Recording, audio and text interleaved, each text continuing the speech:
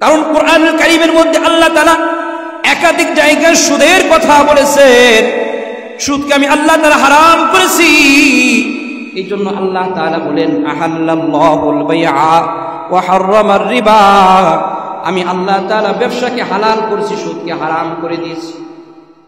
সারা দুনিয়ার সব মানুষ মিলে হারামকে হালাল করতে পারবে না, আবার সারা দুনিয়ার সব মানুষ মিলে হারামকে হালাল করতে পারবে না। যেটা আল্লাহর আদেশ নিষেধ আছে ওইগুলোকে সূক্ষ্মভাবে মানার নাম হলো ইসলাম। ঠিক কিনা বলে? কই হুজুর এত মানা যায়, এত কথা। এই জন্য আসেন, সুদের গুনাহ কেন এত মারাত্মক গুনাহ? সুদ খাইলে কি হবে? সুদখোরের ব্যাপারে আল্লাহ তাআলা কি বলেছেন, আল্লাহ রাসূল কি বলেছেন?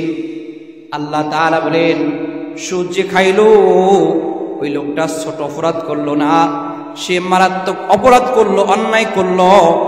আর সুদ খেয়ে যদি এই অবস্থায় তার মৃত্যু হয়ে যায়, তার জন্য অবধারিত জাহান্নাম তার ঠিকানা হয়ে যাবে। সুদ খেয়ে যদি এই অবস্থায় তওবা না করে মানুষের থেকে দায় দাবি না ছাড়াইয়া যদি মারা যায়, তাহলে ঠিকানা কোথায়? জান্নাত না জাহান্নাম? জবান খুলে বলেন, জান্নাত না জাহান্নাম? জাহান্নাম ঠিকানা। এই জন্যই তো আল্লাহ তাআলা বলেন সুদের মধ্যে কোনো লাভ নাই। আসেন এবার, সুদ খাইলে পারা, সুদের সাথে লেনদেন করলে কি ক্ষতি হয়? আমরা যদি আমাদের দৃষ্টি দিয়ে একটু আমরা চিন্তা ভাবনা করি, আসলে সুদের দ্বারা মানুষের উপকার হয় না, বরং সুদের দ্বারা মানুষের আরো ক্ষতি হয়, সুদের দ্বারা মানুষের মধ্যে আরো অভাব হয়। এবার আসেন, যাকাত দিলে পরা গরিবের উপকার হয়, ধনীর মালের পবিত্রতা অর্জন হয়।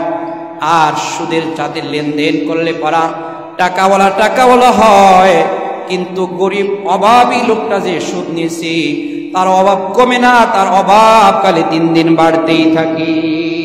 ঠিক না বলেন? সুদ মানুষ কি জন্য নেয়? লোন কি জন্য নেয়? অভাব দূর করার জন্য। ঠিক কিনা বলেন? তাহলে অভাব দূর করার জন্য সে সুদের টাকা নিল, ব্যাংকের থেকে লোন নিল, এটা তার ভালো হইল না খারাপ হইল? খারাপ। মনে করেন একটা লোক ছেলে বিদেশ পাঠাবে অথবা ব্যবসা করবে, এই জন্য সে চিন্তা করলো যে 5 লক্ষ টাকা 7 লক্ষ টাকা ব্যাংকের থেকে লোন আনা হোক, সুদে টাকা আনা হোক। লোন আনলো, দোকান দিল, কিন্তু ব্যবসায়ী সে ধরা খেয়ে গেল। এখন তার ওই ব্যাংকের লোন পরিশোধ করতে হবে। ঠিক কিনা বলেন? দিন দিন যাবে, তার ব্যবসায় ভাটা লাগছে, অথবা সে খেত করার জন্য, জমি করার জন্য, চাষ করার জন্য ব্যাংকের থেকে টাকা লোন আনছে, কারো থেকে সুদ নিছে। মনে করেন বৃষ্টির কারণে অথবা রোদের কারণে তার ফসল ভালো হইল না, এখন সে ওই সুদের টাকা পরিশোধ করবে না, সে তার এই অভাব দূর করবে। ঠিক কিনা বলেন?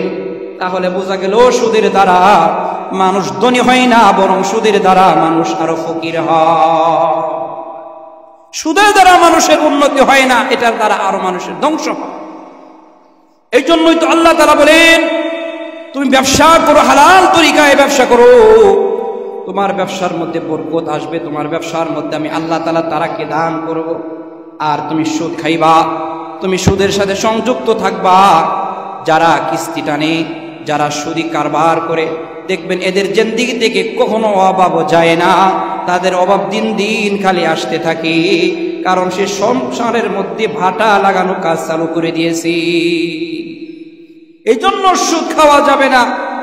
ব্যাংকের থেকে লোন আইনে আপনার কে বলছে ছেলে বিদেশ পাঠাইতে? ব্যাংকের থেকে লোন নিয়ে আপনাকে বাড়ি করতে কে বলছে? আপনার দরকার আছে, আপনাকে আল্লাহ যে হালাতে রাখছে ওইভাবে আপনি জীবনযাপন করে। ঠিক কিনা বলেন? এত আপনার ফুটিংই করাতে বলছে কে? আমাকে গত কয়েকজন আগে আমার এক মহিবিন শরিয়াতুর ব্যবসা করতো, এক দোকানে থাকতো, বিদেশ গেছে। ওই দিন ফোন দিয়েছে, ফোন দিয়ে বলতেছে, হুজুর একটা মাসালা বলেন। কি মাসালা? কয় হুজুর আমি তো একটু বাড়ি করতে চাই, কিন্তু বিদেশে টাকা দিয়ে তো একটা বিল্ডিং করা সম্ভব না, তাহলে আমি কি লোন নিতে পারবো কিনা, কি করতে পারি? আমি বললাম এই বিষয়ে কোনো ইসলামিক কোনো শরিয়ার কোনো অনুমতি নাই, আপনাকে আল্লাহ যতটুক দিয়েছে ততটুক করেন, কিন্তু আপনি লোন নিয়ে সুদি টাকা নিয়ে আপনি বাড়ি করবেন, এটা ইসলাম সমর্থন করেনি? বলেন করে না? তাহলে আল্লাহ তাআলা সুদকে হারাম করছে। আমি যদি হারাম খাই তাহলে আমার ইবাদত কবুল হবে না? বলেন, ইবাদত কবুল হবে না, নামাজ কবুল হবে না, হজ করলে হজ কবুল হবে নি, জাকাত দিলে জাকাত কাজ হবে না, কারণ আমার মালটা না পাক, ঠিক কিনা বলেন? হারাম মালের কোনো জাকাত হয় না। আমি সুদ খাইলাম তো আমার জিন্দেগির সব ইবাদত বরবাদ হয়ে গেল। আমি সুদের সাথে জড়িত হইলাম তো আমি আমাকে নাপাকির মধ্যে জড়াইয়া রাখলাম। এই জন্য সুদী কারবারের বহু ধমকি আসছে। এবার আসেন সুদের ক্ষতি কি, কারা অপরাধী? হযরত জাবের রাদিয়াল্লাহু তাআলা থেকে বর্ণিত, মুসলিম শরীফের মধ্যে হাদিসটি আসছে, খুব খেয়াল করে শুনেন। হযরত জাবের রাদিয়াল্লাহু তাআলা থেকে বর্ণিত মুসলিম শরীফের মধ্যে হাদিস আসছে, আল্লাহ রাসূল বলেন, যে ব্যক্তি সুদ খাবে, যে ব্যক্তি সুদ নিবে দিবে, যে ব্যক্তি সুখে সুদের লেখালেখি করবে এবং যেই ব্যক্তি সুদের সাক্ষী হবে, আল্লাহ রাসূল বলেন যে আমি তাদের সকলের জন্য অভিশাপ দিয়েছি, আমি তাদের সকলের জন্য হালাকের অভিশাপ দিয়েছি। নাউজুবিল্লাহ। তাহলে আমি সুদ খাইলাম না ঠিক, কিন্তু সুদের সাক্ষী হইলাম। আছে না, আছে না বলেন? আছে কিনা বলেন? একটু জবান খুলেন। সুদ খায় না কিন্তু সুদের সাক্ষী হয়, আবার সালিশি করে, আবার লেখালেখি। তাহলে এই কাজ করা যাবে না। সুদ খাওয়া যেমন অপরাধ, সুদ দেওয়াও ঠিক তেমন অপরাধ। এই জন্য আল্লাহ রাব্বুল আলামিন বলেন, সুন্দর করে বলেন, ইয়া আইয়ুহাল্লাযীনা আমানুত্তাকুল্লাহ,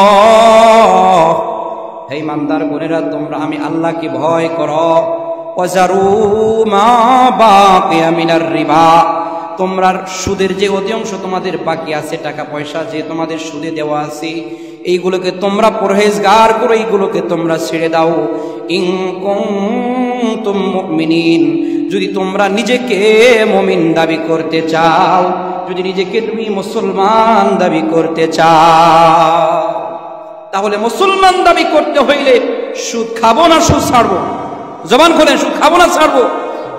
আল্লাহ তাআলা ওয়াজ করেন কোরআনের মধ্যে, সূরাতুল বাকারার মধ্যে, ইন কুনতুম মুমিনিন, তোমরা যদি মুমিন দাবি করো তাহলে সুদ ছেড়ে দাও, সুদ খাইও না, সুদের সাক্ষী হইও না, আবার সুদের ব্যাপারে সালিশও কইরো না। কারণ সালিশি করতে গেলেও তুমি অপরাধের মধ্যে জড়ায় যাবা। কারণ খারাপ কাজ যে করবে, যে সাক্ষী হবে, খারাপ কাজ যে লিখবে, যে সালিশি করবে, ওই খারাপ কাজের ভার তাদের গুনার মধ্যে চলে যাবে। এই জন্য সুদকে ছাড়া আর এটার থেকে দূরে থাকা।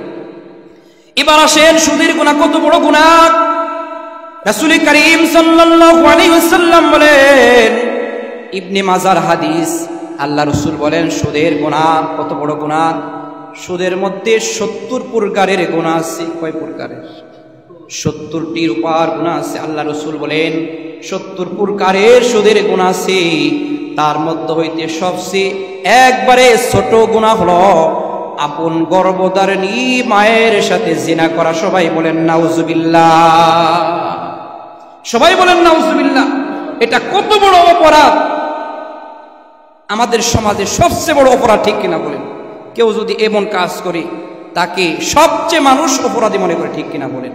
তাহলে যেই লোকটা সুদ খাইলো বা সুদকে সে তার প্রিয় মনে করলো, সুদী কারবারকে সে ভালোবাসলো, ওই ব্যক্তি কেমন যেন এই গুনার সাথে জড়িত হওয়াকে পছন্দ করলো, ঠিক কিনা বলেন?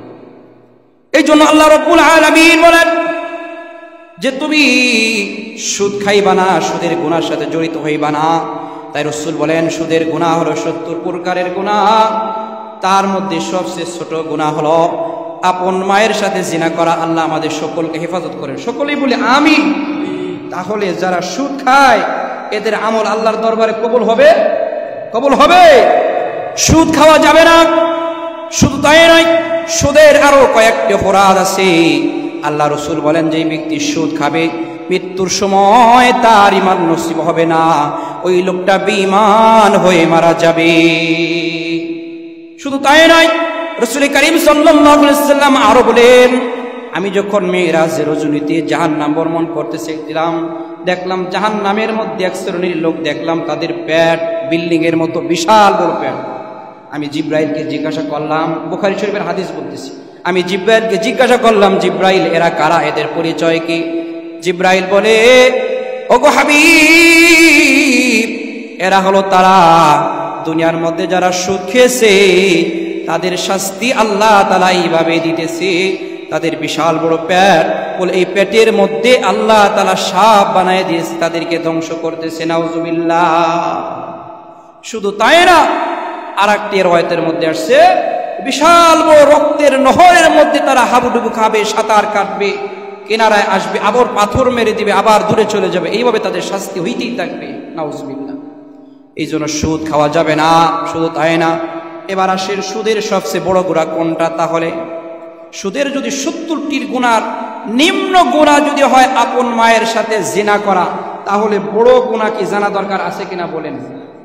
বড় গুনাহ কি একটু তাহকিক করলাম, বড় গুনাহ কি হইতে পারে, বড় গুনাহটা কি হইতে পারে? আল্লাহ তাআলা এই আয়াতের মধ্যেই পরের আয়াতে জানিয়ে দিয়েছেন, ফাইন লাম তাফআলু, আর তোমরা যদি সুদকে হারাম মনে না করো, সুদকে যদি না ছাড়ো, যদি সুদকে তোমরা খাইতেই থাকো, বয়ানকে তোমরা ফলো না করো, আছে না বলেন, যতই হোক সুদ ছাড়বো না, খাইয়া যে মজা পাইছি এই মজা কি ছাড়া যায়? ঠিক কিনা বলেন? এমন ঘটনা আমার কাছে আছে, সুদের টাকা নিয়েছে, টাকা দিতে পারে না, পরে বাড়ি বিক্রি করতে হচ্ছে, জায়গা বিক্রি করা লাগছে, বলে 1000 টাকায় লক্ষ টাকা সুদ আসছে। এরকম ঘটনা আছে, আছে না বলেন? আছে না বলেন? তাহলে সুদ যারা খায় তাদের সাথে এর সাক্ষী হওয়া যাবে না। আল্লাহ তাআলা বলেন, এত কিছু জানার পর, এত কিছু বুঝার পর যদি তুমি সুদকে যদি না ছাড়ো, আল্লাহ তাআলা বলেন, ফাইল্লাম তাফআলু ফাইল্লাম তাফআলু ফাযানু বিহারবিম মিনাল্লাহি ওয়া রাসূলি। তাহলে তুমি জেনে নাও, জেনে নাও, সুদের সবচেয়ে মারাত্মক বড় গুনাহ হলো আল্লাহ এবং তার রাসূলের পক্ষ থেকে তাদের জন্য যুদ্ধের ঘোষণা রয়েছে। নাউজুবিল্লাহ। যেই ব্যক্তি সুদকে না ছাড়বে তাদের জন্য মারাত্মক বড় গুনাহ হলো, আল্লাহ তাআলা বলেন, ফাযানু বিহারবিম মিনাল্লাহি ওয়া রাসূলি, আল্লাহ এবং তার রাসূলের পক্ষ থেকে তার জন্য যুদ্ধের ঘোষণা। নাউজুবিল্লাহ। বলেন না নাউজুবিল্লাহ? আল্লাহ এবং তার রাসূলের পক্ষ থেকে যদি কারো উপর যুদ্ধের ঘোষণা আসে, তাহলে সে টিকবে? বলেন টিকবে? টিকবে না।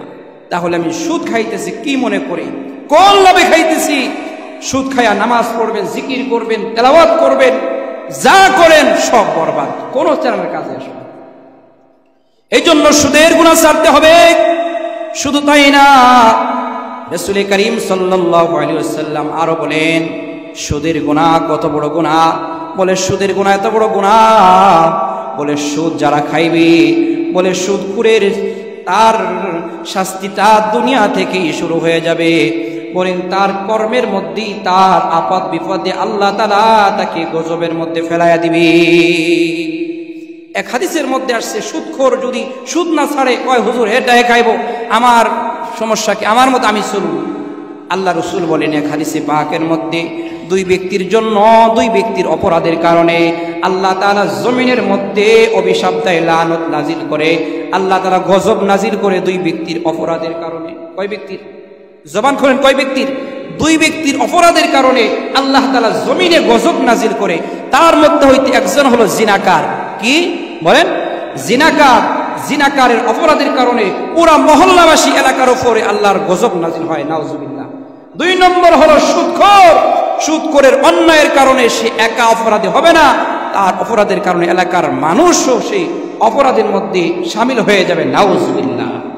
তাহলে এই সুদকে আমাদের পরিত্যাগ করা দরকার আছে কিনা বলেন? এবার আসেন, সুদকে কেমনে ছাড়তে হবে, সুদকে কেমন করলে পরা সুদ সমাজ থেকে চলে যাবে। বলে এখানে জুমার বয়ানে মাহফিলে শুধু বয়ান করলেই সুদ চলে যাবে তা না। বলে কয় হুজুর তাহলে আপনি বয়ান করেন কেন? আমরা বলি আপনাদের কানে মেসেজটা পৌঁছে দেওয়ার জন্য, ওয়াশ করার জন্য। ঠিক কিনা বলেন? বলে সুদকে যদি ছাড়তে হয়, সুদের গুনাহ থেকে যদি বাঁচতে হয়, তাহলে রাষ্ট্রীয়ভাবে ঘোষণা করতে হবে। তাহলে রাষ্ট্রীয়ভাবে ঘোষণা করতে হবে। ঘোষণা করবে কারা? যারা সুদ খায় তারা না, যারা সুদ না খায় তারা সব এক হবে। এরপরে বলবে যে সুদ খাওয়া যাবে না, বলে আল্লাহ রাসূল সাল্লাল্লাহু আলাইহি ওয়াসাল্লাম বয়ান করে সুদ বন্ধ করেন নাই। আল্লাহ রাসূল রাষ্ট্রীয়ভাবে সুদকে হারাম করেছেন, সুদকে নিষিদ্ধ করেছেন। তখন সমাজ থেকে সুদ চলে গিয়েছে, ঠিক কিনা বলে? আর না হয় কত বয়ান হইতেছে, ঠিক কিনা বলেন? হাজার হাজার বয়ান হইতেছে সুদের বিপক্ষে, কিন্তু কোনোদিন সুদ বন্ধ হয়? দিন দিন খালি বাড়তেই আছে। এই জন্য আমাদের যখন সমষ্টিগতভাবে এলান করা হবে, রাষ্ট্রীয়ভাবে ঘোষণা করে দিবে যে কোনো সুদি কারবার চলবে না, তখন দেখবে সহজে সব মানা হয়ে গেছে, ঠিক কিনা বলেন?